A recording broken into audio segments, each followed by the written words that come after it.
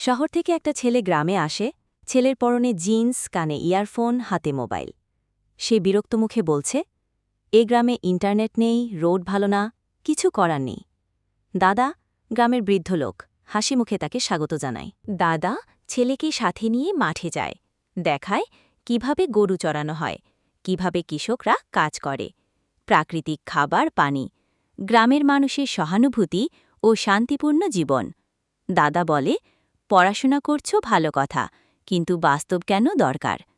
ছেলে ধীরে ধীরে বুঝতে শুরু করে, মাটির সাথে সম্পর্ক, মানুষে মানুষে সম্পর্ক, প্রকৃত শিক্ষা।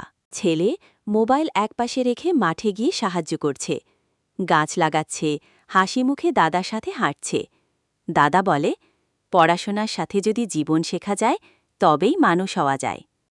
ছেলে ক্যামেরার দিকে তাকিয়ে বলে, আমি শহরের ছেলে, কিন্তু আসল শিক্ষা পেয়েছি এই গ্রামে দাদার কাছে। শিক্ষা শুধু বইয়ে নয়, জীবনে শেখো। দাদার মতো একজন হোক আমাদের সবার জীবনে।